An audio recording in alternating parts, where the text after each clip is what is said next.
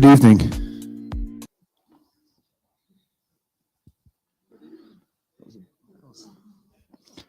Thank you for coming tonight. Thank you for braving the inclement weather and being here tonight for this very important discussion.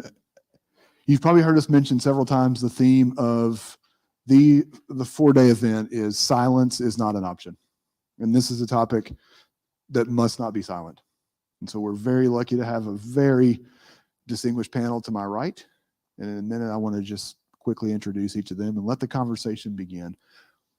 At the conclusion of tonight's event, we'll have a microphone that we can bring out to the crowd. If you would like to ask a question, share a comment, please just let us know, raise a hand that you would like to do so. If you have a great inside voice and you don't want a mic, that's fine. I want to recognize and say a big thank you to our superintendent, Robin White.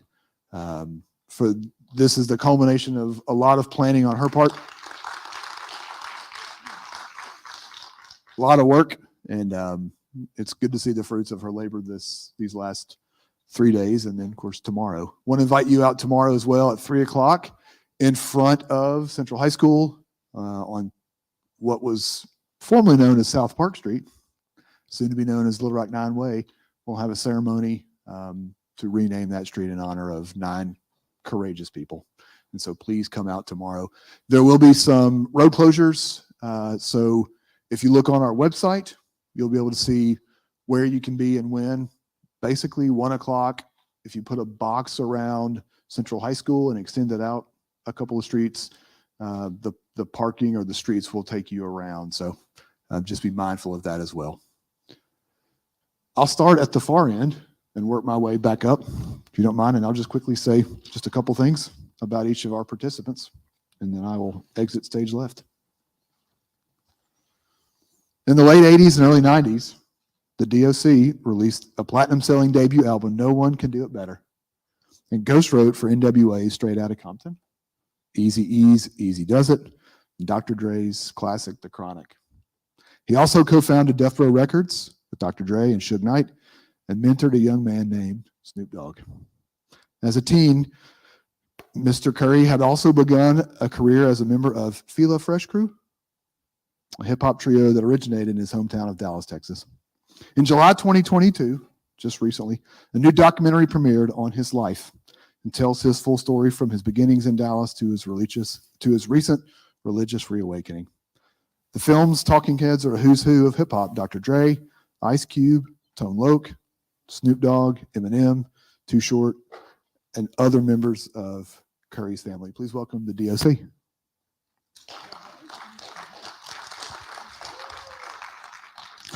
Jermaine Gaspard is a CEO, TEDx, and international speaker, author, and coach. With over 20 years of successes, Jermaine has served as a lifeguard, college football MVP, 5-time Junior Olympic National Championship coach, criminal investigator, and a Texas Ranger Special Op team member.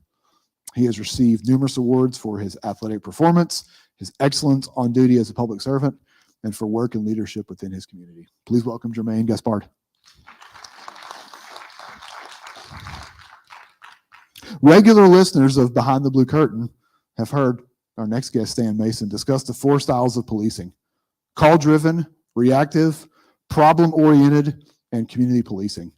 It Stan's fervently held belief, one born of more than 25 years of patrolling experience, that community policing is unquestionably the most effective form of policing.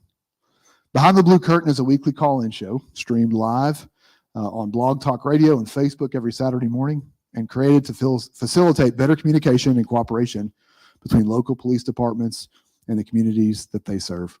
Please welcome Stan Mason. To his left, Joe Mosley, a second-generation law enforcement officer, a 32-year vet of the Chicago Police Department, a former patrol officer in the 20th District, and a tactical officer in the 003rd District. He has served as a homicide detective and was one of the first members of Chicago PD's cold case task force. Please welcome Joe Mosley. And next to Joe, LaFell Jackson, For many years in Little Rock, the blue bandanas, drugs, and guns are the first things that would come to mind when they remember LaFell. But to the nearly 100 young people enrolled in our club, the former leader of the original gang, Crips, is Mr. LaFell to them, a teacher, a friend, a mentor, and a lifesaver. With gang affiliation behind him, LaFell has made a remarkable transformation from gang leader to a community activist, youth advocate, motivational speaker, gang consultant, and founder of ROCAN, a youth violence prevention program to mentor at-risk youth. Please welcome LaFell Jackson.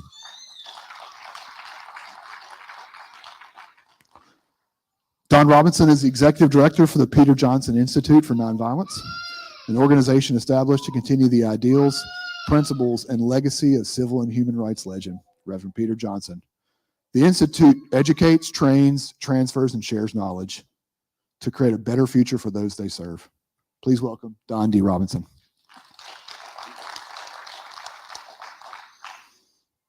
And our moderator to my right is Miss Minnie Jean Brown Trickey, a member of the Little Rock Nine.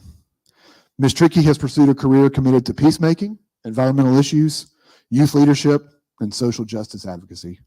She served in President Clinton's administration as the Deputy Assistant Secretary for Workforce Diversity in the Department of the Interior and has taught social work at Carleton University and numerous community colleges in Canada.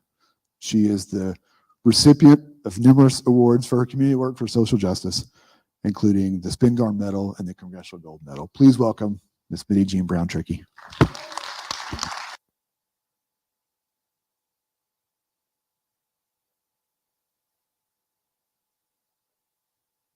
Okay, we do have trouble sometimes with the mics. The theme, silence is not an option, is something that I totally agree with. And to that, I'm going to add a quote by Bonhoeffer, who was a Holocaust victim. To speak is to act. Not to speak is to act. And I'm going to go further and talk about, well, I'll use James Baldwin, who says, history is more beautiful and more ugly than we know.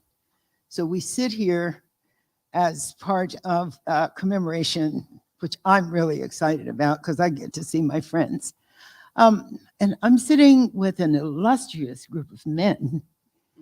And one of the things that I would like to do after watching the other programs, I thought, why don't we just have a conversation and let you lead the conversation by asking questions? Because we're much more interesting when you ask us something than we are when we're just like talking at you. So is everybody, are you okay with that? I mean, gee, you must think it's really cool with this group. Whew. And let me tell you about me. I have 6 kids. You can't scare me no matter what. And I assume it's true here. We have people in the entertainment industry. Oh my goodness, I love it. An ex-gang member who's a, wow, you know, you can just think of all kinds of cool questions. So I don't know who's read the book, Where the Wild Things Are, but that expression, let the wild rumpus start. Okay, let's go. Stand up, Randy, and get a microphone. Question for Mr. Jackson. Knowing your background, seeing you on documentary about banging in Little Rock and the violence that was in the city, and all of this was being perpetrated by a lot of gangs, and you were one of the leaders of the gang. What made you change to what you're doing now? What inspired? I'm good, thank you. What inspired you to change? Well, first of all, I thank you all for having me here. My inspiration came prior to me getting out of the gang. When I was in the gang, I was just fed up with seeing so many young men and women die, to where we kind of started creating some safe zones in the city for people to be able to go and not get shot. Well, as everybody know, I went off and did 10 years in federal prison. And while I was in there, I worked on me. So I think that working on me gave me an opportunity to come back out and help change some of the wrongs that I helped start here in this city. Well, Did we that answer started it? off with a bang, okay? Mhm. Thank you for that. Totally. I have a question. Was banging in Little Rock true? Very true. It was very true. Immediately after that, I go back and I still watch it myself. That's something that we watch still in my home because I think it's a learning there. It's a learning in banging in Little Rock. And I came home from prison and did Back to the Hood, which was banging in Little Rock too. And there's some learning there. And a lot of people, the gang thing, but I always have, like in my after school program, I let the kids watch that because it teaches you where you don't want to go, backwards. Well, the reason I ask is because that's my neighborhood, and I Mhm. guess I missed it. You missed it. 89, 90, 91. Okay, thank you. Okay.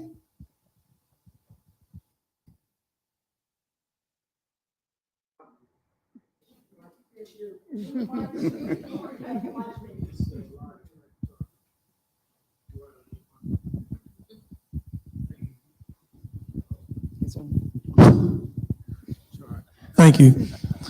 This is a question for Mr. Jackson and our former police officers and the DOC. It's multifaceted, so hopefully you all will just chime in and do what you do. As an educator for quite some time, I am experiencing a fear from young teenage boys and some girls who are stuck with the leader of the gang and they won't let them out. They're scared to death because of one reason or another. I'm just using that as a cliche. I don't know if it's scared to death or not. But over and over and over, the recidivism of them repeating the same offenses from aggravated robbery, aggravated assault, name a few others, and drug dealings and all that. And it's over and over and over again from 10th grade until they graduate, some of them. And my question to you guys, knowing that this is occurring everywhere, in every city and every suburb, it's multifaceted because I'd like to get Mr. Jackson's perspective, DOC's perspective on what languages do we use now to redirect them, hopefully, if we can, music or otherwise. And two, with our law enforcement folks, what do you think would be a better approach when you know this little knucklehead has been doing some things, he has a reputation, and how we can SRO them almost. It's not like a regular police officer in the street. It's one that we're accustomed to in schools where you get to know them, you get to help them. And I didn't say counsel. We didn't say go over and over with some type of therapeutic interactions, but pretty close. Because if not, the gun violence will continue to escalate. And I'll let you guys go ahead. Well, and that's pretty broad, but I can say that our youth nowadays they're following basically their own rules. Back when I was really involved in gangs and we had rules on the streets. And I was at a meeting with a police chief the other day, and I explained to him, as he was saying, we're going to have to go back to the streets and lock everyone up again. Well, my thing was, if you're going to take responsibility, take full responsibility, because at that time, locking all of the heads of the gangs up had an effect later. Those young men is the ones that you see out on the streets now, and they have no rules. Anybody else want to come in? Yeah, keep it up. This is good. Yes, sir. Yeah, just to prove what he said is true, just to show you how much law enforcement and policing and gangs and violence have in common. I know that's oxymoronic. You guys are thinking, no, the cops are the good guys. No, the reality of the streets is there are rules to everything. The problems you're having in policing right now, he just told you. All the older officers with the experience have left, or they can't wait to get out. And it's not because of the violence in the streets. It's not the call load. It is the politics inside of policing. It's the good old boy systems inside of policing. It's the whistleblowers being crucified. It's the unions that won't stand up for the good officers. So the exact same thing that he just told you happened to the gang leaders, which left these young kids out there unsupervised. That is the reason so many of your police departments in this country, 18,000 departments, majority are dysfunctional, disconnected from the communities, including, yes, the black officers in the community have no identity in those same communities because of the same thing. The leadership has been cut off or left. Keep it up. Well, let me jump in real quick. There's a couple of things you have to understand. You talk about therapeutic counseling. The reality is that most of the gangs operate on a couple of premises. They use the juveniles because they know the juvenile laws are different than adult laws. So when you try to attempt to pull them out, now you're dealing with an economic issue. So now where do you go? So now we're talking about just not a issue of a societal crime, but an economic crime. So it takes a different path. What Stan just said, I totally agree with. Dysfunctionality. But let me just say this. We will not arrest our way out of the situation. Let's be clear about that. There's not enough police. There's not enough jails. So who's actually winning? I'll pass the mic on that one. The people with the money, people making money. I wanted to say that the arts and entertainment, brother, have actually a lot to do with the trajectory that these kids are, they're taking. It's you hear it in the music, you see it in the TV shows and the movies, and it's all it's all driving these babies to do what they think, what they feel is going to get them a win in the game, right? The brother said it's all economic. They want some money. Lord knows they don't know what to do with it if they had it. A whole lot of money is only going to get most of them locked up in the first place. So they're really not looking for economic security. They're looking for fame. They want to be me. And I'm not a gangbanger, never have been. Though I made music with those guys, and they did what they did. And in '88, we made a record together, NWA, and the initials are FTP. And see, those are three words that most of us in the community use. Now, these young men I made those records with, we're all in our 50s now. We look at that phrase just a little differently, because some of those guys are really great guys and you need them. But policemen are just people. They're just human beings. They make mistakes every day.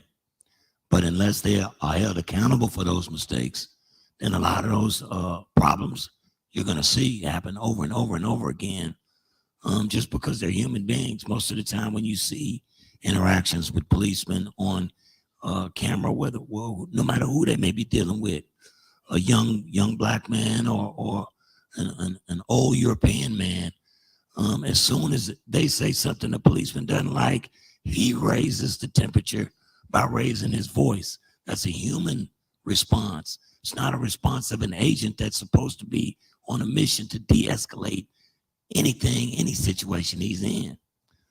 But these young boys, they feel like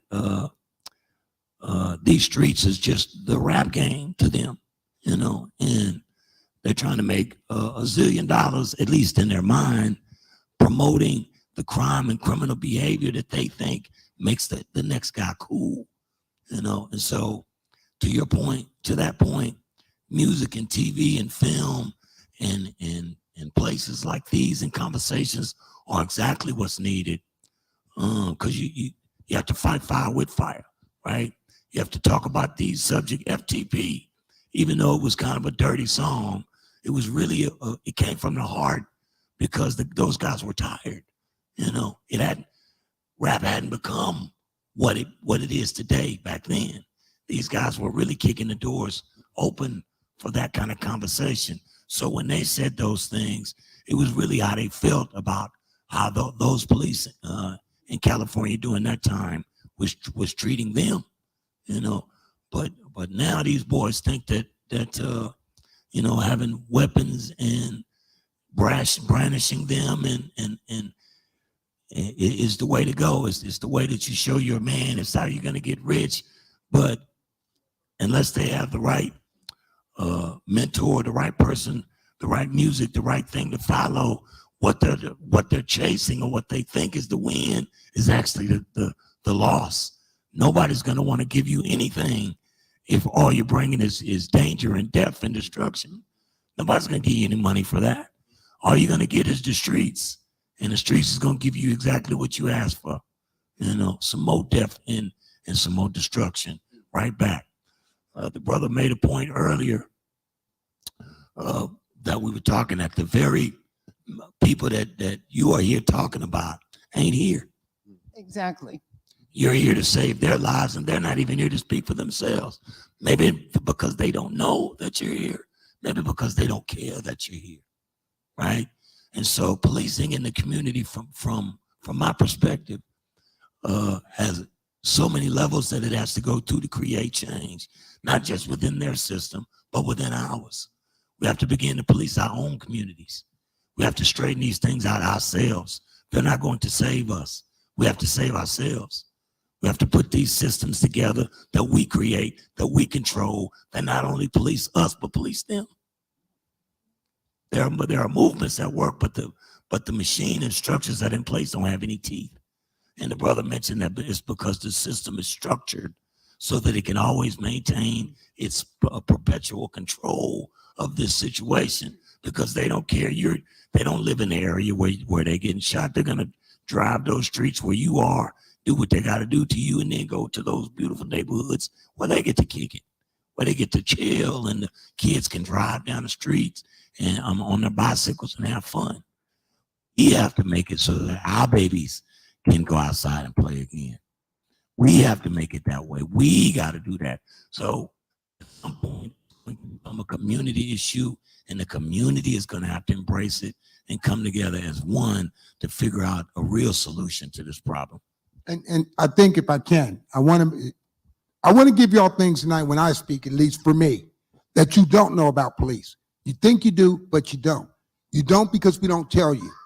I'm 100. You can ask me anything, and I'm going to tell you the truth of what I see and know to be true. When we talk about police and cops, we have to get rid of the fog and perceptions people have, so we can all leave here with a clear definition.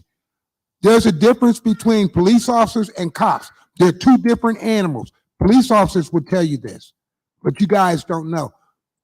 This whole people remember when this show called Cops first came on. I want you to watch that show when it comes on. Now, when I grew up in the 70s, we had The Rookies, Adam 12, and these were shows that showed officers out of the car, talking to people, conversation, dialogue, problem-solving skills. But then came cops, the worst thing that happened to my profession. In fact, my department turned them down 3 times. We wanted nothing to do with it. Watch when Cops comes on. Bad boys, what you gonna do? What you see are helicopters flying around, dogs barking, car chases, people being tackled, jail cells slamming shut, officers fighting people, the SWAT team's there. The SWAT team and the helicopters don't come because you got a drunk driver. Does not happen in reality. But those are adrenaline junkies. These are the people you see on the YouTube videos who take a stop that shouldn't even be made. And now it's a shooting. See, so we have to be very careful, and you guys don't know. That's why I want to give you little nuggets that I know. We need more police officers in this country. We have too many cops already. Cops are causing lawsuits. Police officers are leaving because when they do the right thing and do snitch or tell the truth or whistleblow, not only does the community not support them, but they deal with threats within their departments. They get targeted, they get written up, they get vilified, humiliated, and yes, they're set up. And I'm telling you from experience, I know it to be true. That is why when people say, why don't more officers speak up? That is why. I'm one. I'm not going to go into my case, but when you leave here, I'm going to be 100 with y'all. You Google Stan Mason lawsuit, and you see what you find. Also speaking to how do we make the connection? Evidence-based in some programming that we utilize in housing authorities around the country. Our goal in this program that I assist with is to affect crime rates without using incarceration as its primary function. We've been successful in that by going to the city that's ranked number 3 in crime rates in the country, and on the housing authorities there, having an average decrease in crime by 60%. Now, how do we do that? We did that by understanding 3 things. 1, the way to affect criminality long-term is to create tangible opportunity. And the key word there is tangible, meaning opportunity that I understand is an opportunity for me. If I'm hungry and I'm telling you you're gonna go to Harvard in 7 years, that doesn't affect my hunger in the moment. So when we create opportunities for our community, we have to be tangible, something that they can understand on their level that gets them to a pathway to where they want to go. That's 1. Number 2, entrepreneurial thinking. Entrepreneurial thinking ties into being responsible. Freedom isn't free. Freedom costs work ethic. Freedom costs us being responsible and responding with our gifts. So once you start opening that mindset of entrepreneurial thinking, is how can I provide for self rather than allow someone else to come and save me? The 3rd thing we do in that process is purpose-filled living. What that means is we believe that God creates everything with purpose inside of it. A seed, an apple seed, doesn't have to go find apple. It has apple in it. So when we start asking questions like the brother I spoke to before I came on the stage, my question is, what is your vision and what is your dream? Once you identify your own vision and your own dream, the passion, the conviction, the wherewithal, all the intangibles that are needed to be successful come with it because it belongs to you. Oftentimes we become disengaged with our youth because we want to place a dream on them instead of asking them what the dream that was born to them and in them. These are the programs that we co-sign with as law enforcement and outside the community that will bridge that gap. Because truly in this day and time, law enforcement is not just policing. It is dealing with mental health issues. It is dealing with COVID is still here, COVID issues. It is dealing with humanity. So like the brother said, and like a lot of the brothers said, 1, why are the people that we want to touch not here? Because this was intangible in their understanding that we were here for them. And I just want to add to what was said too. I want to thank all you gentlemen for what you said. In our research and what we've looked at in the Institute, what we discovered with young people, especially those from the ages of 14 to 18, it's about images. Don't tell me, show me. They said there's too many black men who come in and talk to us and don't walk with us. And there's a difference. Most young people will say, I don't want you telling me anything, I just want you to be there. I just want you to be there. The second thing we found out too is that, and what I'm trying to say is that we have to listen to young people because who knows more about themselves than them? And so many times that we've even allowed within our culture to take a paternalistic view. We're going to come in and tell you what you need and how you need it, instead of just sitting and listening to you and walking with you and listening to you.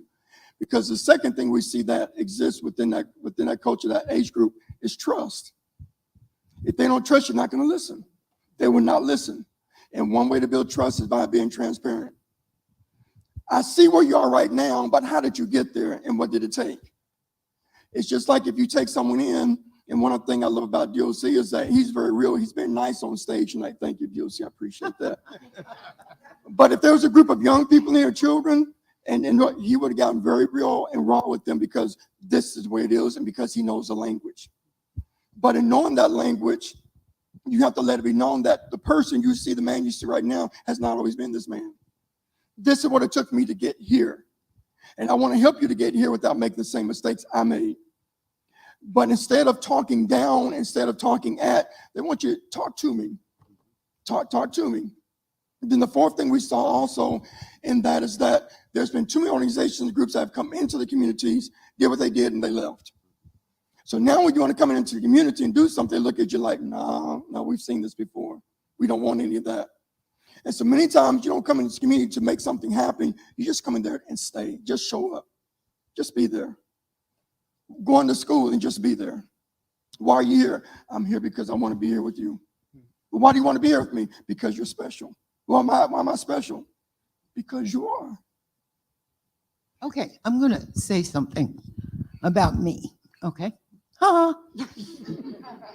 So I interact with young people. I can't stand old people. I'll tell you that now. We saw that earlier, yes, ma'am. And so I enter spaces with young people as a beautiful 16-year-old and a grandmother combined. And that's a winning thing, okay? And to be one of the things, and I'm not supposed to talk too much because I'm the facilitator, but I want to enter with them. I want to hang out with them because, and I listen to them. And when we were at that session today, I was really getting mad at that older woman who took all that space. Because we had children there. We had children who could have told us what they needed, right? If we had asked, what do you need? What can we help you with? How can we be of service to you? So we had all those experts about education, but we didn't ask the kids what their needs were. And so I'm feeling really good in here, but I'm going to kind of shift. Remember, Black Lives Matter and other groups were saying defund the police. And I want people to kind of understand what that meant. I'm a social worker, and my definition of defund the police is allow a social worker to ride with you. I live a place where if you have a mental health emergency, you call 311 and a social worker will come and try to de-escalate. But if we're talking about the American system, I know you people have a good idea of what that concept means. Defund the police or do something. And Well, so, I want to share this really fast, though. And listening to you, it kind of falls into this. You know, while we talk about defunding the police and Black Lives Matter, I'm going to tell you something about our youth. They're a lot more smarter than a lot of people want to give them. I go into a lot of the institutions down here, a lot of the county jails, actually all across this country. And I got this one little thing that I always do. Even if I'm in the hardened prisons where people have lives, I do this with them also. I tell them to close their eyes and think of the worst police officer that they can imagine in their mind. And then when they close their eyes, they get to like, yeah.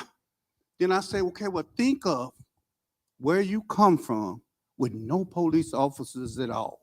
And then have the same effect every time. They'll be like, oh, no, I don't think I want to stay there. So that lets me know that they're very conscious and know that we need our law enforcement. absolutely. You know, but a lot of them are dealing with the bumping their heads with them. So they, you know, they're young. They don't know how to release their anger. So they release it. And we have some bad officers just like we have some bad people. Okay, so I'm not saying take all the money from the police. Can we have a kind of a generalized description of what you think I'm talking about? When I hear it, as an officer, I think defund, no. No. But I think that defund was a word that got attached and a Yes, couple it people did. repeated it. I don't think people understood the other word. I don't know how many of you have ever looked at a police budget. I have, as a patrol officer. When I was told there was no money in the budget for me to have a winter coat or a pair of boots that you need for work, lace-up boots, but I'm watching the detectives go on vacations, the chief going off to a school for a month. Now, see, I think police budgets, city by city, according to the citizens, review the budget. They need to be audited, and that money needs to be redistributed. Because when you defund, that money generally will go into a city's general fund. So when you go back to the city and go, we want a power program, the city's going to go come see us next budget year because we don't have the money this year because we jumped onto a hashtag and a slogan without understanding the damage it could do, because you don't know. Because we, as the institution of policing, are not transparent to this day. We're scared to let you know who we are. And so you don't know the words to use to get what you want. If we can afford $3,000 and $4,000 sniper rifles at 5 a clip every 3 years when we hadn't shot anybody in 10 years, that money should be redistributed through an audit, not defunded. But go back from here, just off this question. Go do a freedom of information and get your own police budget, get a copy and read it. Stop letting them tell you what they're going to spend their money on for you when they don't even get out of the cars in your neighborhood. You know? Let me piggyback on that. Let's drill down a little bit deeper. Everything that everybody's talking about goes back to a very base point. It's called voting. Now, let's understand exactly where we are. You can scream and holler and everything you want, but they are not going to react to you or answer to you till you bring them some pain in the form of a vote. Just like this legislation that's coming up in Illinois, it's called the Safety Act, which is an abomination, but that's another story. It's because we don't vote. These allocation of these funds, defund the police, it's a great slogan. It's great. But I would tell you someplace else you don't look. Look at asset forfeiture. In every major police operation, there's an asset forfeiture, and I will guarantee you that it's somebody's city budget. Well, But let me ask, explain that. but asset forfeiture, very simply put, is this. Let's say your child or whomever gets stopped and he might have some illegal operation in their car, a joint. That car, first of all, the child's going to be arrested. So now they've gotten an arrest, even though it could be a misdemeanor amount or a felony. Let's just say misdemeanor, even a misdemeanor. That car can be seized. Now, what happens if you have the car note? Guess what? You still got to pay that car note. But that property is now going to be the property of that police department. And what do they do with that? They can probably sell it because it becomes their property. So these are issues you need to drill down and look at. But there's one point I have to make here. The problem with policing in this country is that they fail to realize this. You want respect, but you have to give it. You are not automatically given that title because you wear a badge or uniform. You have to give respect irregardless and irrespective of what they say to you. I've been called everything but my mother's child. Bad things. But I can't get out and say because you just called me something other than my name that I'm going to lock you up. But let me just leave you with this last point. And I want everyone to understand this about police work. The falling or failing of police work is they fail to realize that they are social workers. In and of itself, we are problem solvers, not problem givers. When we get in that squad car, the last thing I want to do or should do is want to lock you up. Some of the best policemen I know never locked anybody up. I worked with a guy, by definition, all policemen, standing out, we had to wear a certain uniform weapon. I had a guy walked in, he walked into work with a snub nose. By definition, he's not supposed to work. And I asked him one day, I said, Officer, so-and-so, why are you wearing that snub? He said, son, I'm not locking up nobody. He was so cool, and I followed that man for the rest of that day. I'll leave that alone. This conversation is great, you guys, okay? Until As we talk about defund the police, you're right, it is I'm sorry, no. So you talk about defunding the police. The governor of Arkansas returned $147 million to the federal government that was designed for rental assistance. However, Arkansas legislators allocated more than that amount to build more prisons. So that's a problem with me. No, ma'am, you know what? Thank you. But you know where they're slipping the money in? Everybody's looking at the federal on the federal side. This is where I see, I can tell you particularly in Waco where I was. This is what they do to you. They come in and they say, we're going to take your jail facility, hire X amount of your people you have here now, so it's not going to cost you anything. Your jail's already busting at the seams. There's no room. They say, okay, here's the deal. We're going to operate everything. We'll cover all the expenses. You can drop your county taxes down because our company's going to cover all of it. Only thing we ask you to do is keep the jail at 85% capacity, which is counterproductive to good policing, which is to prevent crime. Anyway, your county officials do a first, a second, a third reading, usually in Texas in commissioner's court or maybe at a city council if it's a city meeting. But they don't tell you to fine print. It looks like a great deal. But then what happens is, lo and behold, the officers start doing their job. They're not writing as many tickets. They're not putting people in jail. They're building a rapport with the community. The jails drop below 85% capacity. Now, that's $10,000 a month you got to pay because the jail is up under capacity. And I'm just talking at the county level. And that's where I see a lot of it going, because they then do the same process with the juvenile system to where they make money off the juveniles. They had the judges up in Pennsylvania that went to jail that were jailing juveniles to make money. So you're 100% right. But the federal level is huge because a lot of police departments like mine live on grants. Anytime you hear your police department say, we're going to get a grant, if it's not a POW program grant or something positive for the community, they're making money. Texas DWI grant. I make money. I got to make X amount of stops. Seatbelt. I got to write X amount of seatbelt tickets. Speeding. I got to write X amount of speeding tickets. My interaction with you is not going to be positive, ma'am. Sir, I have no time for you. I got 15 minutes to write 4 more tickets. See, it's making money off of it. So the federal government pays for this program that the city goes, ooh, we want this. So we can have these officers seen out on the street enforcing laws. Federal government's paying for it, but guess what? Federal government ain't paying for that ticket I wrote you. You paying for it, if you even did it. Because when you put people under a quota, whether it's for profit prisons and filling those prisons and staffing those prisons or writing tickets, you're always going to have corruption. And what you said is 100% true. People need to look at it. But building more prisons doesn't, you're creating a carceral state, right? You're putting more people in prison than you are providing them with social benefits. But sister, you're correct. But once again, the term you're not using is for profit.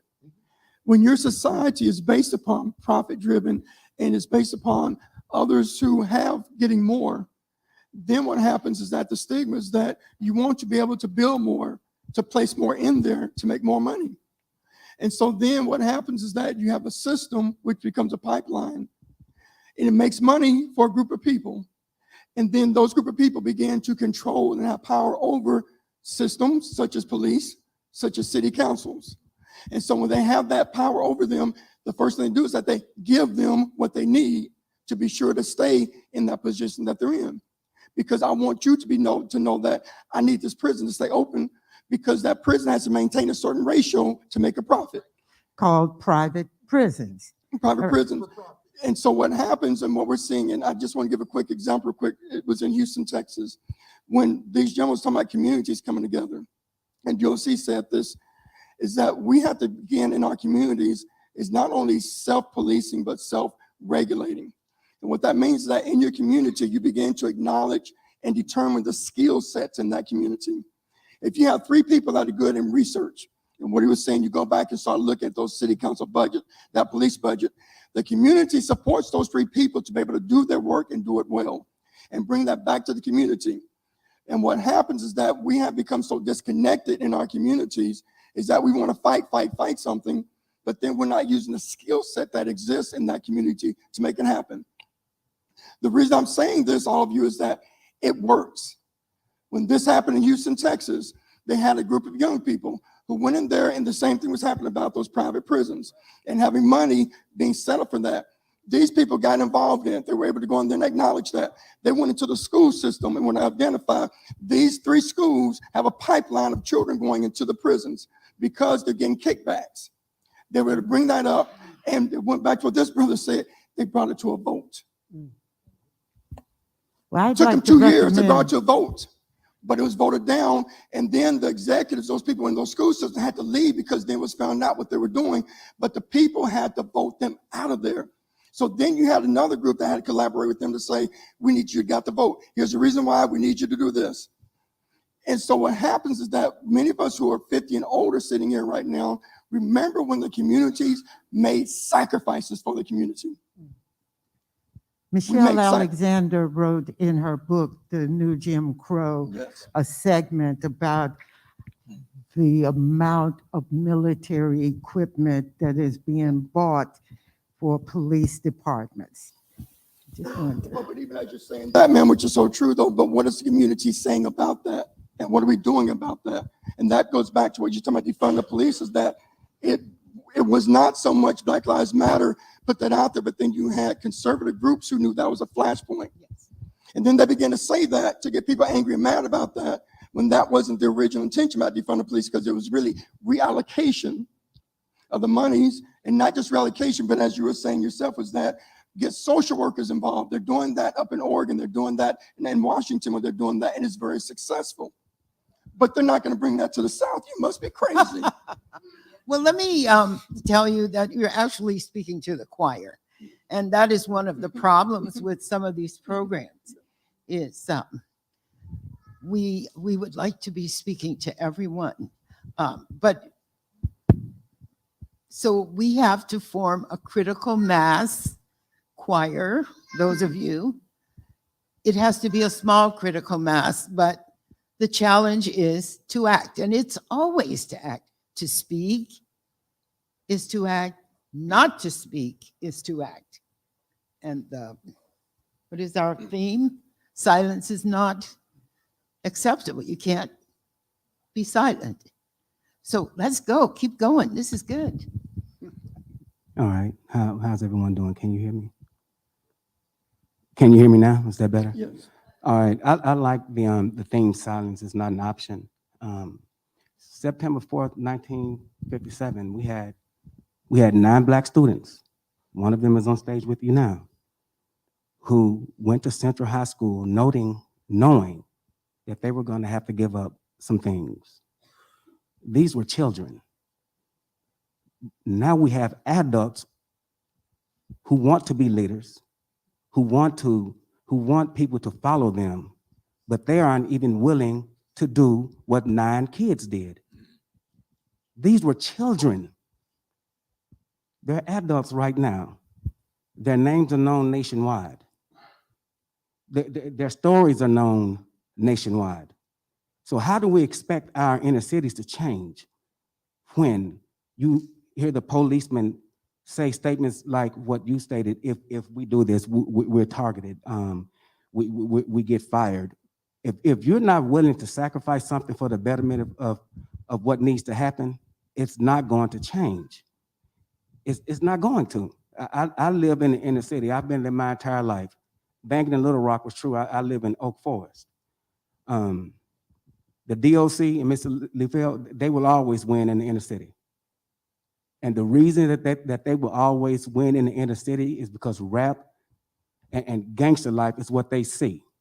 When the police come in our neighborhoods, they don't have a beat to where they stop and just talk to the kids there. The kids know one thing: when I see them, they're going to take me to jail. But when they listen to the DOC and this gentleman here, they see a change over the last 30 years. The DOC is not rapping that stuff anymore. He's not living that life anymore. But the police is still killing us the same way they were killing us 30 years ago. The society is treating us the same way. So where's the changes going to be? So we have the perfect blueprint, and that was started by 9 Black students.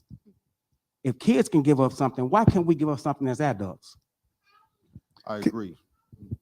So to answer your question, how do we make the change? One is about being responsible and responding with our abilities and our gifts, right? So in order to be a police officer, you have to be able to pass a polygraph and be able to pass a physical test, et cetera, et cetera. We have to be willing to make those sacrifices to police our own communities. If you don't want to be a police officer, with these oversight committees, we have to be on those committees. The way that we change is not by asking someone to come in and police for us, but we being the change agents for ourselves. No different than the little 9 children who decided that they were going to be the change agents. And then based on their sacrifices, they made an entire movement behind them because their sacrifices were seen to the world. So my question is always, what am I doing? Not what someone else is doing, what am I doing? Because I can't account for someone else, but I can account for myself.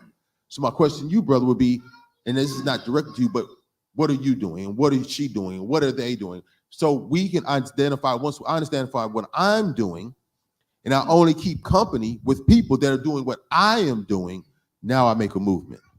You know, brother, and I'm glad you asked that question, because I probably would not have mentioned this had you not asked that.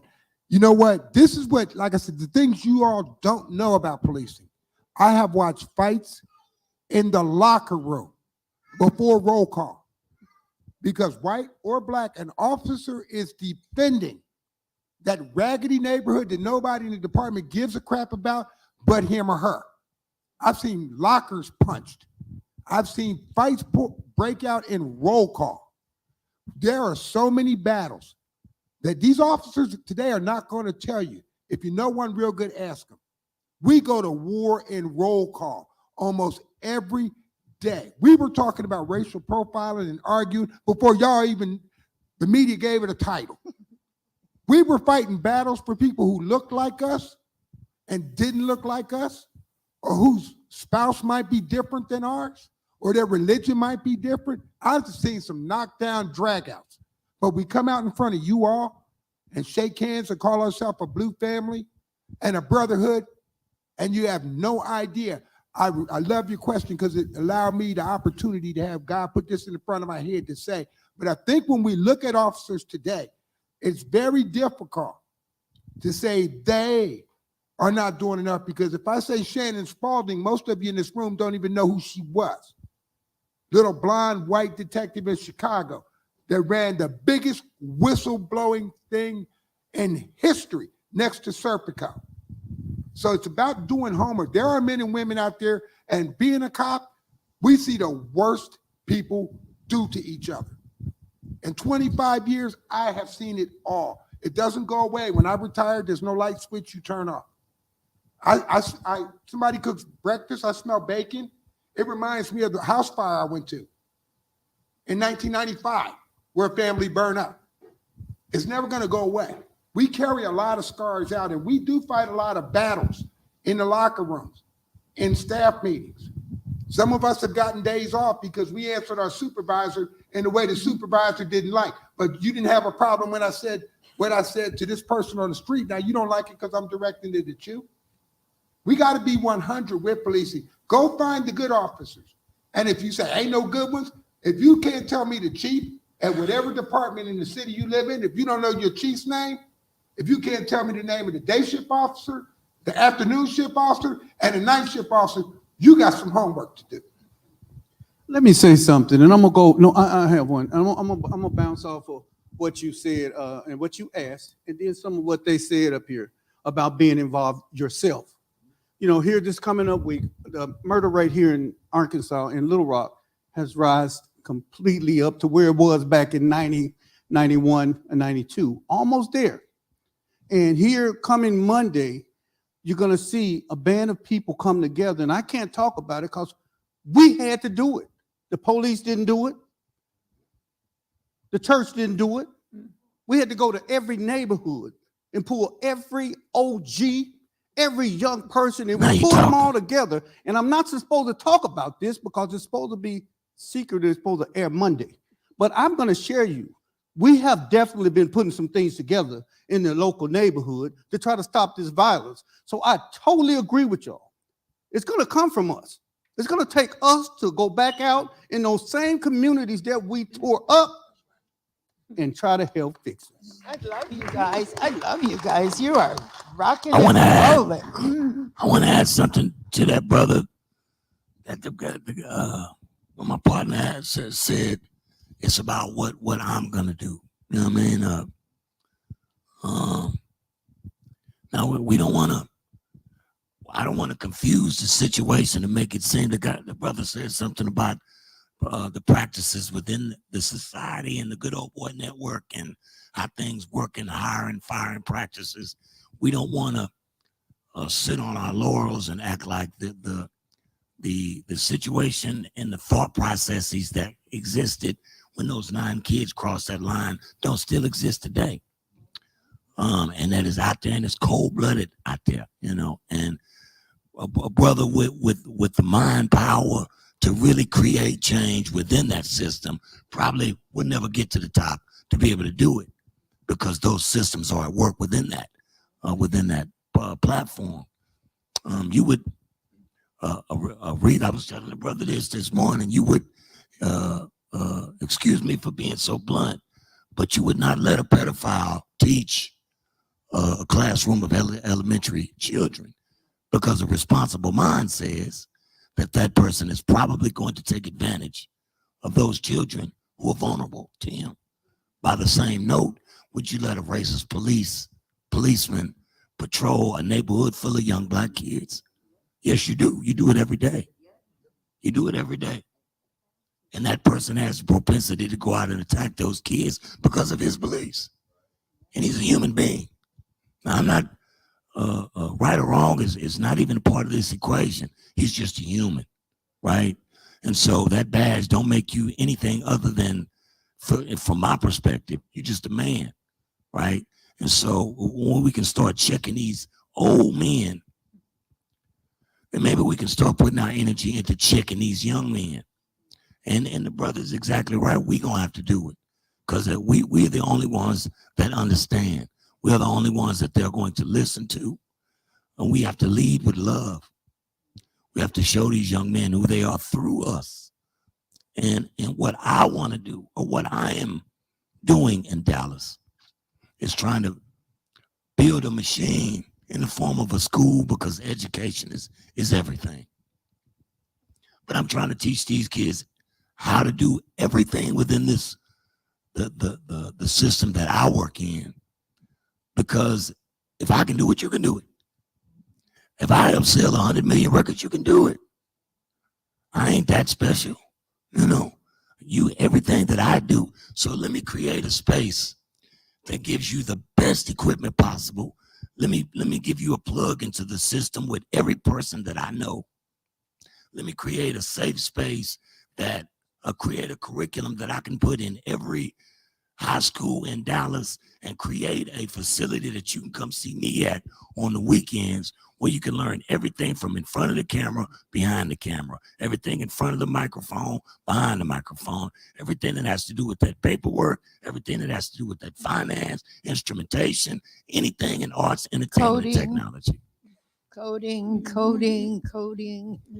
Anything with arts, entertainment, or technology, right? And give you an opportunity to take these lessons. And if you want to go to college, because these things are STEM accredited, then you go get your 4-year school. But because you're working with me in this industry at a young age, you're making money. You're making relationships. You're building a bridge for yourself to get out of that hole. And this place that I'm trying to build is called Doc Inc., right? And so to be a high school student and exist inside Doc Inc., that means to be a part of this program, you have to live by 3 rules: no guns, no violence, no threats of violence. And if you can live by those 3 rules, I'll show you where the money is. Money's never been the problem. The problem is your attitude towards money, right? And so it goes back to this: what are you willing to do? If everybody put a nickel on the table when we leave here, we got $1 at least.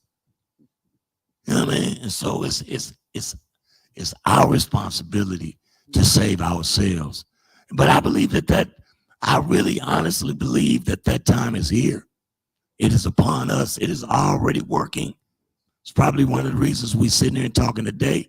That, brother, is proof that it is changing, that those old wheels are turning into new wheels, and we finna do this thing a different way. So we love us again, you know. Thank you. And when he says no guns, no violence, no threats of violence, it's also recoding and re-understanding what violence is. Because oftentimes, even we're talking about the original point of I'm in fear for my life. What is violence? We have to understand what is violence. Violence is not physical touch. It's not just physical touch. That's the end result of violence. As violence as a physical form. The true definition of violence is anything that I do to you that interrupts your movement without your say-so. Think about that. Anything that I do to you that interrupts your movement without your say-so. That encompasses emotional violence, physical violence, economic violence, spiritual violence, mental, all these different things that I do to you that interrupt your desire without your involvement or your okay. So when we understand violence from that perspective, now we can affect violence before it becomes physical. Now we can de-escalate when police officers are dealing with the general public. Now we can de-escalate when a brother is speaking to another brother or sister speaking to another sister. That is the beginning point, because the truth and understanding the truth is the way that we turn this thing around and our community becomes a safer and better place. Can I say one thing? My good friend George Elliott. Am I on here? Yeah. All right. My good friend George Elliott told me one time we were doing something, we was on stage, and she made this here, and I'm gonna share this with you guys. She said that the worst criminal that causes the worst violence is not the 1 and 2 shots in our neighborhoods, but a person who can, with the signing of a piece of paper, disenfranchise a whole community. Huh? That's the worst violence. I wanted to share that. So you're talking about an elected official. Yeah. Just wanted to make that point. I have a quick question, because everything you all have said resonates with my question, because you may have already slick answered it. But, you know, everything you said about is being up to us. I know a lot of good people who run away from these professions because they come in with great intentions, but the systemic problems are just too much for one person to have. Everything you said that happens to police officers, it happens to school teachers. My whole family are public school teachers. None of them are in the classroom anymore. They can't deal with, it's not the kid. Everybody always thinks it's the kids. It's never the kids. It's never the kids. If you know how to regulate kids, you know how to regulate kids. That's all it is to it. Kids recognize real, real recognize real. What runs them away is all the paperwork. What runs them away is I can't teach because I have to be a social worker, because my kids didn't have anything to eat and their hair is not combed and their clothes are dirty. But I gotta teach the standardized test. And if I have a low passing rate, now I'm gonna lose my job. Even though I may be an excellent mathematician, even though I may be an excellent writer, I can't do my job because I'm expected to do so much with so little. So what is something that you all have seen, because you guys are from all over the place, that can implement real change? Because I know this is happening all over the country. This is not just happening, because my family lives in Mississippi. And so don't get me started on all the problems that happens in Mississippi, you know. Hey, yeah, you know, don't ever, they're fighting for the lowest, okay? So don't even think about it. Arkansas Right. and Mississippi, they're in a tie. Exactly. I would think for policing, very simple. If people don't remember anything else, take these 4 things to your police chief. 4 facts. If you want a better police department, if you want that department to work for you, first off, quit believing a lie when they tell you the system is broke. It's not broken. It's working exactly as it was designed to, because somebody's making money. Now, as far as policing, there are only 4 types of policing. Only 4: call-driven, reactive, problem-oriented, and community policing. The difference real quick between all of them: call-driven is what LA does, Dallas does, Houston does, Miami does. You don't have time for the right tickets, get the calls off the screen, they've been holding 4 hours. Okay? Reactive is I'm working my calls, but I get out to help an old lady across the street or write a ticket. I got time to react to something. And that's what your medium-sized police departments do. Then you have problem-oriented policing, which they pimp to y'all's community policing, which it really isn't. It's crime prevention on steroids. Problem-oriented policing means I come out and I help this lady with her problem. I go above and beyond, but it doesn't impact the rest of the neighborhood. They've gained nothing from the 15 hours I might have spent with her, but it was important to her. So the city and department goes, look at what we did. And they love to let you know the person was black. We helped this black family. Now, community policing is a partnership, not a contract, a partnership between the citizens and the community to provide for a shared responsibility and not fighting crime, not fighting drugs, but providing you with a quality of life. And what community policing is when I help this lady with her problem, and then when this gentleman comes to me next month, I don't say Officer Mason in the city of Waco can fix it. I introduce him to her, empowers her, she empowers him. I facilitate and provide resources as needed. Now, when she comes with her problem, these two go help her. Now, I got 3 safe places on that one block. Now, when the next block comes, I send the next block to this block. We have to take it, our community, back the same way they took it from us, brick by brick. And you got to bring some to get some.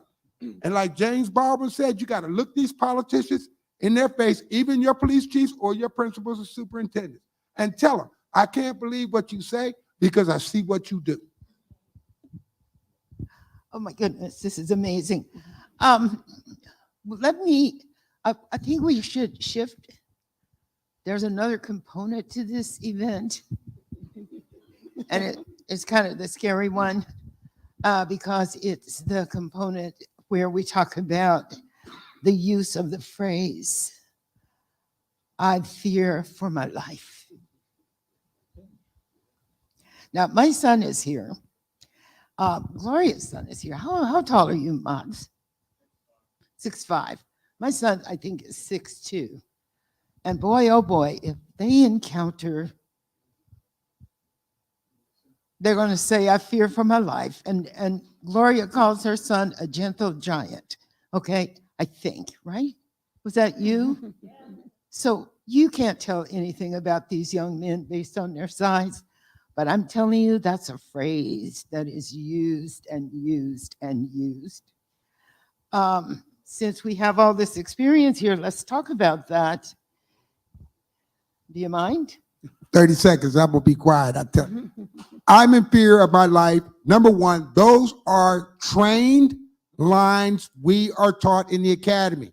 Listen to me, we're taught that. Get on the ground, stop resisting. I'm in fear of my life. They're called loud, repetitive commands in police academy language. It's actually test questions on it where you can fail if you get it wrong. That is why when you see so many of these videos, you always see 3 officers on top of some guy who's on the ground, underneath of them, and the 4th officer standing back yelling, get on the ground. Or stop resisting, and the guy's locked in the car in the back and they're walking up because it's conditioned into you to do it. Policing, we take normal people out of society, relatively normal functioning people if everything works practically. We teach them how to be afraid. We teach them what to do when you become afraid. If you're black, be afraid of that white person. If you're white, be afraid of that black person. If you're black, be afraid of that black person. If you be afraid of that tan person, be afraid of them because he has a boyfriend. She has a girlfriend. You can't trust those people or Democrats. Be afraid of them. Don't go over there. That's the Muslim part of town. Then once we got you conditioned, because you're in the academy, we want you to score well. Every scenario we put you through, all the suspects have black or Arabic sounding names, and all our victims, of course, have white sounding names. Okay, it's the internal gentrification of policing. Goes on in every academy. Don't trust me, ask the people in your department. Now, here's the trick. They take you out to the range. You go out to the range, you've got a white target with a black silhouette. You've got the 0 ring all the way up. You all seen those pictures. You know what those targets look like. You're out there, you're a young person, you want to make the team, you know, you want to be a cop, you want to get to your community. I got to shoot this gun. I couldn't wait to get to the academy. We're here all week. And you get those instructions. Shoot is 25-yard line, 5 rounds, center mass, watch your targets. Everything in the black is a hit. Everything in the white is a miss. You hear that 3 or 4 times every day. Everything in the black is a hit. Say it slowly. Everything in the black is a hit. Everything in the white is a miss. Now, when you come off the firing line, here's another scenario for you. Okay, you get a call, and Betsy and Johnny were going down the street, and Jamal and his friends supposedly robbed them. See, the scenarios are being planted. Doesn't matter if you're a black, white, or Hispanic officer. You want to make the team. The scenarios will be in there. Now you're going back on the range. Everything in the black is a hit. Everything in the white is a miss. 10-yard line, 5-round center mass shooters, watch your target.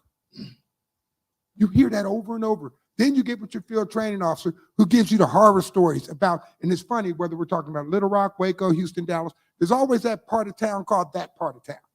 Yep. Or I worked in that part of town. And let me tell you what happened in 1975. And, you know, you hear that. And these young officers hear it. And they're just like our regular young people. When the cassette cuts off, click, click, in the FTO training, no more record. Those of you who know what cassettes are, when it clicks off, it's done recording. And then when they get on their own with those other young officers who only been there 2 years and hit the playback button, the senior officers, our age, I'm retired, I'm out of here, I'm not getting sued, not losing my pension. That's why you have young kids now that are your sergeants and your police chiefs, running a dysfunctional crowd of clowns that have no concept of what communities are about. They don't even want to learn what that Hispanic community is about, or that black community, or that trailer park that may have poor white people in it. Because we're willing to discriminate to make the numbers in too many departments because we got to fulfill the grants. May I speak, please? Good evening. You are absolutely correct. That part of town in Little Rock is south of 630. In the eyes of the politicians, in the eyes of anybody who just wants change. I'm Laura Martin. I'm a 20-year veteran of the Little Rock Police Department. I am the Community Relations Manager. It's not about me, but just so that you know, everything you're saying is correct. I was the first African-American, first female commander of the Communication Center for 16 years. I was moved to another part, and I will tell you this. In Little Rock, we had a reformative chief that went through a lot, and he is no longer here. Tonight, I don't know where Miss White is. Are you Miss White? I, in our command staff meeting, invited the entire command staff to serve on this panel. Right. I don't fear, when you say fear for your life, I don't fear for my job in saying this, because I grew up, for those from Arkansas, in Dardanelle, Arkansas. I'm not a Little Rock 9, I'm 60 years old, but I integrated the Dardanelle kindergarten, or it was called back then something like had a different name, pre-K program, and Mrs. Cotton, Thelma Cotton, was my teacher. That's Tom Cotton's grandmother. He didn't even know her, the senator. So I was taught early to fight. And I can tell you this, the big issue with the young lady from Mississippi is nobody wants community policing. We had a commander who, when our former chief talked about 21st century policing, Little Rock was moving to that. The commander of that division would start off speaking into crowds that didn't quite look like this. They weren't this diverse. All this thing here, this is Obama. This will start. That was the key word. That was the buzzword. This started with Obama.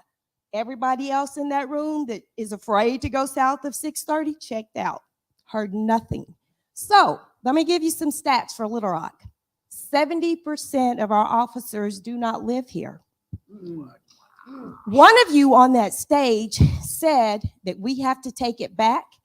That is the most accurate statement I've heard. But the only way we can is it's going to take a unified front, a major unified front. Because I agree, having worked in HR, that it's very difficult. If we have 500 applicants, once we do the backgrounds and we do all of the other part, we're lucky to get 80. Then somebody inevitably is going to fail the polygraph just because they say they never smoked weed when all they had to say was, oh, I smoked some when I was 18. You would pass. You're not smoking it now. We're going to randomly test you. So because of that, the number that we have to choose from is very small. Little Rock pays more than all of the smaller agencies around us. So everybody wants to work here. That's why 70% live in Cabot, Greenbrier, Benton, Saline County, and they sit there. I wish we could do like Columbus, Ohio, and buy them out. The ones that have 3 to 6 years that are just sitting in a commander's position doing nothing. But until we have a unified front, and people are fearful. These folks are in law enforcement like myself. Open your mouth and tell if you want to, because you will be retaliated against in all likelihood. There is a person in a department, and I won't say where, that was asked literally 2 or 3 months ago, sitting at her desk, Black female officer, and she was asked, she was eating chicken, do you want some watermelon to go with that? And I would have said yes, She was sitting there with, they call my hallway the civil rights hallway, because you come down there, you want some help, writing your EEOC letter. But she came to me crying, and she said, I don't want to go on 3 to 11. I have 2 babies. So for that reason, and you don't tell in the police department. I'm a civilian. So can't put me on 3 to 11. Well, you could, but so that's the big thing, is a united front, because you have organizations who won't stick together because they have moved up the ranks in the police department. And if they open their mouth, they don't want to be put on patrol. They're loving it, just sitting in SID or one of the other divisions. So it's going to take a united effort, and not just from people of color. We have to have other people who will speak up. So my thing is community policing. I don't care if it did come. It's one of the pillars of the Obama's administration when he talked about community policing is community. That's the 4th one, and that's the most important one, because you're going to fear for your life. The young man, the gentle giant, yeah, you're going to fear for your life. You have somebody policing you who lives in a city who nobody even looks like you, who's afraid. So that's what I drop you from Little Rock Police Department. Sure hope I can go back Monday, but the truth Thank you for that. The truth is the truth. That's amazing. Thank you for your comments. One, I think you make a major point when you say that 70% of the police officers live outside of the community police. In the community that I talked to you about earlier, where we lowered crime rate by 60%, it's because our focus is policing from the inside out, not from the outside in. All right. Policing from the outside in is like someone coming from a different world coming to Earth and saying, we're going to tell you what to do. You don't know anything about this atmosphere, the community environment, etc. Now, to leverage that, we must have more understanding. The issue is, like you said, if we get an applicant pool of 300 and we keep 80, and then we only keep 10 of that 80 because of polygraphs, psych evaluations, etc., a lot of that is because they haven't been taught how the process works so that they can be effective, where you have other people that are trained and taught exactly how to take care of their business. And their buddies tell them how to do it too, right? Right. So, but that comes also from our communities when we tell our children, don't talk to the police.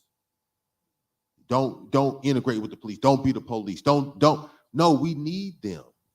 We need them. Because when they come back and police their community they grew up in, they are attached to that. To care for something is to provide a need before it's needed, right? Yet he died before the coming of the world. To care for something, to provide a need before it's needed. So we need people who care for our communities, policing our communities. And we can't get that going outward and coming inwards. Because now we get police officers that police for a check instead of policing for the community. Now, going back to what you asked us about the original statement of in fear of our life. Now, that's a blanketed statement, as you're saying, but people that police officers are conditioned to use. And the blanket is fine as long as you have the elements to communicate why you were fearful. So when police officers establish probable cause, they have to establish what a reasonable person would have identified why a crime has been committed, is being committed, or will be committed in the future. If I arrest you for a offense, then I have to establish what offense you did. And there are elements of a crime that allow me to know what offense you did. So when I say I'm in fear of my life, I have to be able to also articulate what elements in that situation created the fear to make me accountable for what I've done. Because I can't go to all this training and wear a gun on my hip and receive the rights and the benefits of being a police officer, but when it comes time to do police work, say that I couldn't do it because I was fearful. That's no different than a doctor saying, I'm gonna go to school to be a surgeon, and then when it's time to do surgery, oh, they got blood. No, we can't do that. We have to be accountable. And that means that policing has to become a profession, meaning, and we start upping the requirements. Now there is college hours required. Now there is military required or prior police knowledge or police experience. Being a professional is going to training, getting continued education, and being held accountable for our actions. And that's how, when we take in the concept of, I was in fear of my life, okay, you were in fear of your life, but what were you in fear of? What made you scared? Was it a bias? Was it a prejudice? Was it a prejudgment? What is it? Was it, because what happens is when we are not trained properly, when we come to situations, we either overreact or underreact. So was it a training issue? All those things happen when we professionalize policing.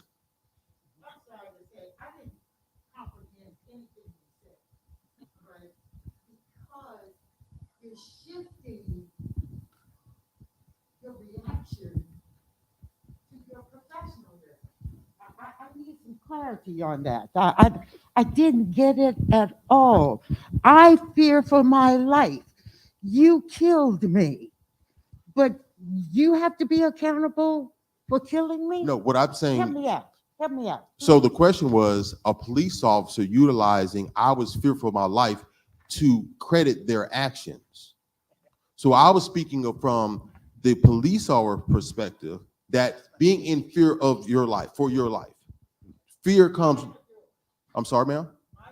The police officer being in fear of their life being the reason why they did a inappropriate action. And the police officer being held accountable for their action regardless of their fear. Yes.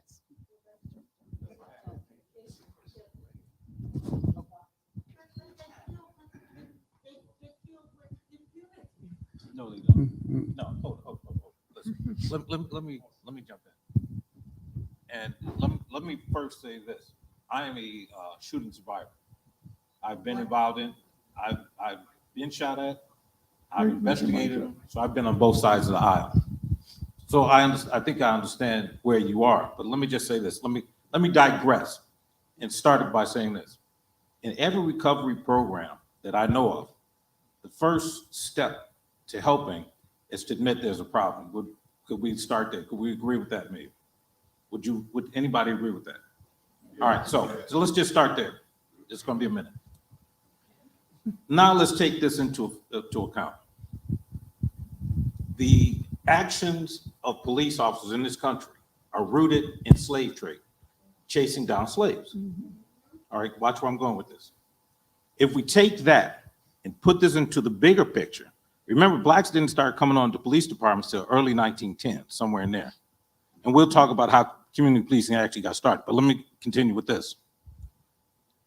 If I believe that the General Giant is a young buck in their mind, he is a threat to me. I fear for my life. Now, it doesn't justify it, but I will guarantee you, if we look at the statistics, and I've got them, in the majority of the shootings by police officers, number one, they are rookies. They're under 5 years, average white guy. Okay, now understand this also. Statistically, in the late 70s, early 80s, all the departments went from an older department to a younger department because statistically it said that if you had a college-educated probie, he or she were less prone to violence. Guess what happened? That turned out to be a lie. It's absolutely false. The best policemen I ever met were Vietnam vets, Korean vets, veterans of all shapes. But my point is this, when they say that, and Stan is exactly right, I was a trainer. I taught detectives. I walked the walk. I rolled the bodies. The first thing they say is, I fear. What did you fear? You feared that black kid because he's bigger than you and you were taught to hate him. Plain and simple. Let's call it what it is. Now, I'll tell you this. I'll put it out in front of anybody. Go and find me the last shooting by a black officer of a child. And you'll be doggone, you're not going to find it. Because that's not the same fear. I don't fear him. I don't have to fear him. In fact, I might go up and probably laugh at the guy. But because they're taught from institutions to dislike, hate, not understand anybody in this room, academy reinforced. She's exactly right. I fear for my life. As a reporter, as a reporting officer, as a detective, every case I had, first thing they said, I fear for my life. What did you fear, man? Oh, he had a shiny object. What shiny object are you talking about? A spoon or fork? There's a Philadelphia officer just indicted 2 days ago. We're just talking about it. What did he say? I fear for my life. The man was sitting on the ground. He shot him dead. And what did he say? I fear for my life. He feared because he was a black kid over 6 feet. So that's what we're talking about. Shamir Rice, who was 12. So we are, yeah, okay, thank you. I want to say one. Yes, And if I please. can. I don't Yeah. need to talk. We were raised in my community to not like police officers, point blank. That's what I was, when I was raised up, police officers, you don't mess with the police officers because they're bad. They're dirty. Anybody be a police, you're thrown to the curb. This is the community I come from. Now, I'm going to take you somewhere. But at an early age, when I was sitting on the porch and I would look up, a police officer would go back to your community policing over here. Police officer would walk through it. He'd sit on the porch. He'd say, LaFell, what are you doing? I said, I'm just sitting here, Officer Medlock. Oh, okay, I'm just sitting here too, and I'm going to be leaving in a minute. But then he'd get up and say, now, LaFell, yeah, that little weed plant you got around there, tomorrow, it need to be gone. And he would get up and leave. That's good policing, okay? Now, but yeah, I'm just saying it's good policing because he knew where that weed plant was. He knew where I was, and he didn't come and beat me up. He knew that it was going to be gone tomorrow. You see? Well, there's also some solutions that we have to start doing. And I started this at my program. I immediately started every police officer that I could get to come and spend time with my kids because I wanted to take that fear out of them. Now, I wanted them to know this police officer. I wanted them, if they were pulled over as they got older, for them to say, okay, that's Mr. Albert's son. I know where to get him. We don't have to shoot him. And just here recently, one of the kids from my program who really listened, he went through the Little Rock police. He went to Army. I got him. He was going to be a gang member. And I walked in the gang setting, got him. And he went over to the Army. And he called me 3 years later and said, Mr. Fell, I want to be a police officer. I said, Julia? He said, but I'm scared because I don't know what my friends are going to think about it. And I said, well, if they ask you to do something wrong, they're not your friend. Well, this kid came home from Afghanistan. I got him a ride in North Little Rock. He flunked the test by 3 points. And he was down. And I said, you just go to Little Rock. He came to Little Rock. He passed that test. I'm not going to say it because I don't want to put him on front page. But this young man is now an Army Ranger. And as of a couple of weeks ago, he's an FBI agent. Wow. Okay, so to me, that's how we're going to have to change it. You know, I was always told when you fear something or you want to change something, sometimes you have to become a part of it. And I teach my kids, I want to see black police officers in my community. And I want to know that's Mr. Albert's son driving through there. Do that make sense? So to me, that's a solution part of where we're going. I fear for my life.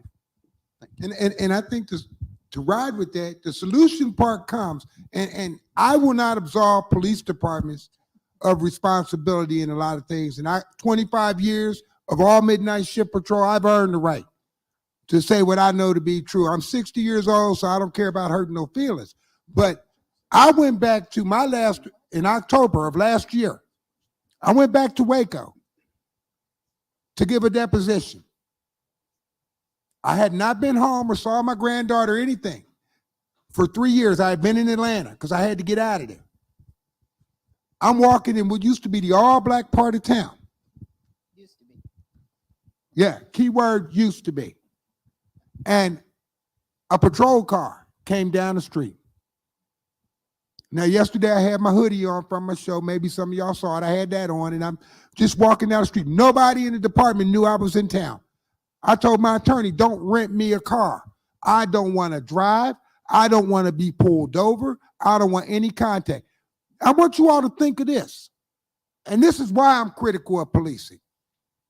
I spent 25 years of my life, longer than I grew up in my hometown in that community. And I love the people there. The only reason I made it home at night was not the backup, the bulletproof vest, the guns. It was because that community full of misfits and drug addicts and everybody that the society would tell you wasn't worth the crap, they're the only reason I went home. They had my back. And I had theirs. And when I saw that patrol car, I know how he feels. I know how he feels because the same cars that I drove for 25 years sent a chill up my spine. And that car went around the block not once, not twice, but 3 times. So here I was. Luckily, God had always kept me grounded. I was on unfamiliar territory that seemed all too familiar to me. I was terrified that the police were going to stop me. The same cars I had driven for 25 years and probably trained the guy that was driving. So I'm not going to give police departments a pass. I'm not going to condemn all of them. I was a police officer 25 years. I'm 60. I was black when I got there. I was black when I scored 100 on the civil service exam. I was black when I was the first minority to be rookie of the year. I was black when I served that black community, and I was black when I left. And I'm going to go into the ground black. It's not to say black is everything about black is great and we don't make mistakes, but you don't get to pick and choose when to recognize me. And I'm not going to stand back and let you beat me up because I choose to defend the least. So police departments have got to stop saying we want to be transparent. Well, I want a lot. I want a Corvette. Okay. How about you just do it and stop with the talk? I love what you're doing, brother, but you know what? I'm 60. And I don't want to interact with the police. When I go in the store, if I see you, officer, thank you for what you do. I appreciate it. But don't you come to me. I know how it works. I don't want to have idle chit chat. I'm not going to be rude. Thank you, sir. Goodbye. I don't want to talk to you because I'm just Tamir Rice grown up. And I'm smart enough to know.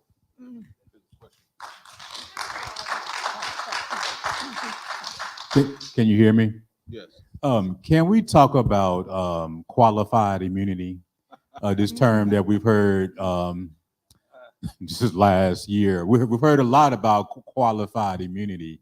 I'm hearing what you guys are saying, but the actions and the accountability, if you know that whatever you do, you still keep your job, you keep your benefits. Not all of us. Talk about it. Because if I do something and I lose my job, I lose my benefits, I lose my retirement. Yeah. I mean, let's talk about these things. Well, qualified immunity. Anybody want to jump in? Oh, you're gonna leave it up to me. Leave it to the fat guy. Okay. Qualified immunity, first of all, is relatively new, believe it or not. 1982, I think it was Hargrove versus Fitzgerald. And what it basically said is that if you allegedly operated under the color of law, it would grant you pass. So if you made a mistake, legitimate mistake. And the interesting thing about the qualified immunity, it didn't actually come from a police case. It came from a whistleblower case against Nixon. So that's where it's kind of spotty. Now, how does that work? I can tell you for a fact, it does not work for everybody. And most people in this room, it will not work for you. Trust and believe that. I can bring you to my town, Chicago, And I can show you officers. I'll introduce you to officers who qualified immunity did not protect them. Now, does that work for other people? Yes. It is selective and it is punitive. And it depends on who, again, what elected official is sitting there as a judge. Remember, that's who gets to decide whether you get it or not. Would that be a fair statement? It's used to shield the cities from being liable for criminal actions. It might have been well in the beginning, but qualified immunity has become another tool to go in the toolbox and morphed into a hammer. And if you treat every tool you got as a hammer, that's how you're gonna see every problem. You're gonna hammer. And today they use it. Oh, this lawsuit is big. Well, we ain't got that kind of money. Well, let's just give them qualified immunity and be done with it. Again, oh, you can still sue us civilly, and here goes $250,000. Sorry for your loss. We all know that. We see it every day. But again, it depends on who you are. Depends exactly on who you are. Here's my challenge, though. Two things I would tell you. Where I come from, I was always taught you cannot complain about what goes on in the community if you're not willing to stand guard at the gate. One. The other thing is this. You need to storm that ballot box like them people did on January 6th. Now, I'll tell you something that should scare you also. There was a reporter that went up to Michigan, and I'm sorry, I just got to run this one past. There was a reporter that went up to Michigan when they were doing the militia. And to a man, everyone was a registered voter. Yep. Now, and not to knock Black Lives Matter, they came to Chicago, and I will drop the names. They came to Chicago, asked the same group, my vote don't count. I'll drop the mic. Then drop it. I want to go back and respond to something real quick, just to loop around, because this brother made a statement that was so powerful and so real, is that in those communities where we talk about fear, but when you talk about fear within the communities, one of the reasons why that fear is dissipating, becoming less and less, because of that community is inviting police officers to come in and be real with them. Why are you afraid of me? Why are you shooting my children? You can't do that in every setting. You can't do that in the posh churches, black churches. It's got to be in the places like where he is, where they're going to be real and talk about it. Because what happens then, these children begin to listen and to look at this officer and realizing that you don't fear me because of who I am. You fear me because of how you see me. And see, there's a difference. And so, but when you begin to talk and they begin to converse and begin to talk and communicate, then those walls begin coming down, because then the officer's going, you're not what I was told in academy. Correct. And see, and the thing is, we don't bring black officers. When we were done, we bring these young white officers in there and sit them down with these young black kids and have them talk and have it real talk. I mean, real talk, to where there's profanity, there's cursing, but then they're talking, and the officer has to leave their gun at the door. That part. Because that's the first part that scares those children, but those children also have to leave their stuff at the door. And I've seen so much change take place, because it's kind of like, wow, I didn't know. You see me that way because you were told to see me that way. You see me that way because you play in your training, you had images placed in front of you that made you think of me that way. You see me this way because you're not only told I had images, but because it's reinforced by others who are older than you, as he said, who are speaking about what happened in those communities. Well, when you come back to those communities, like he was saying, though, we're just like everyone else.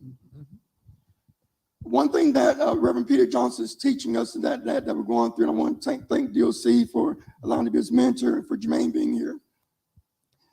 He taught us one thing happened during the civil rights movement. I said, why was it be so successful? He said, because every person that we could get to and talk with, they gave us $5. They gave us $10.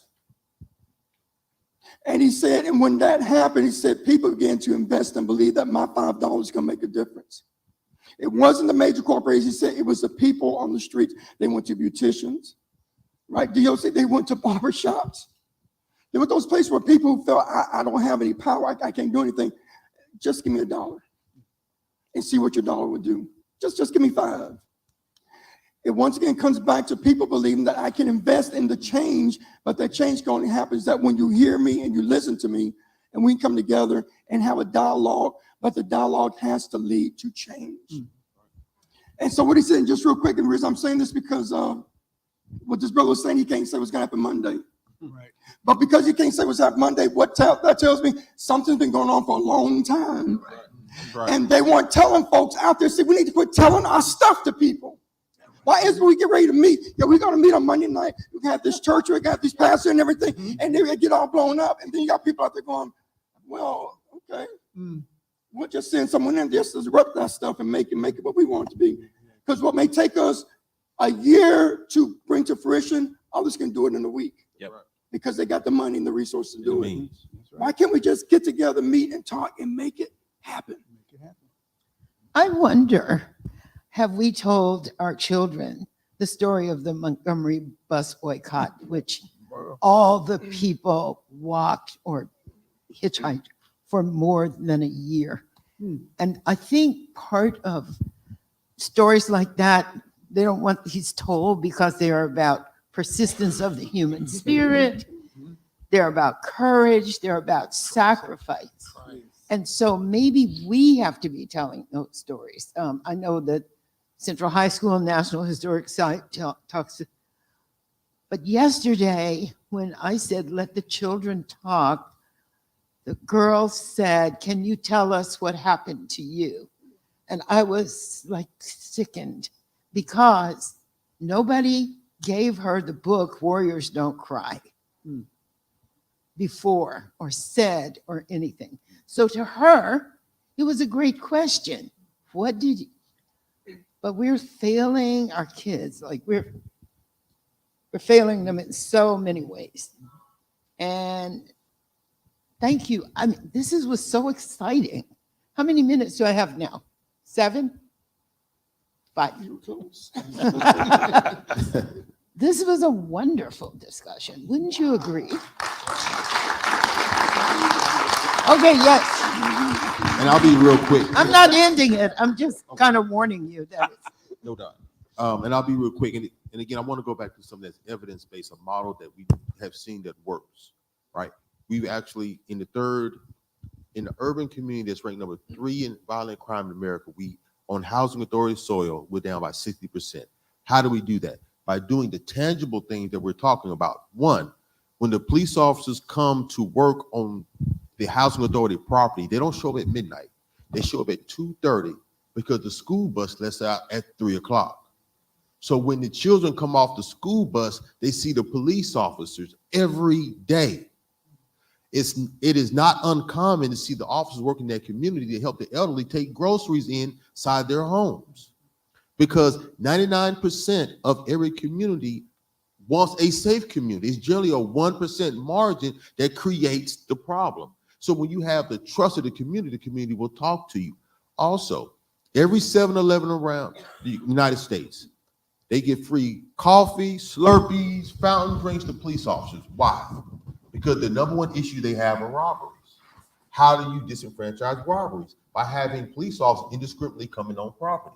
Well, what we did at that housing authority is create a snack space, because policing in America is the 3rd most abused profession in America. The life expectancy of a male police officer is 25 years less than a normal human, average human. So what do? We created a safe space for police officers to come in and off property, not based on criminality, but based on contact. And that's how we have done those things. And that's how we now change policing and affect our community. If I can, in about 10 seconds. If that, I don't know. If can y'all hear me all right? No, no, that one. Let me see. Testing.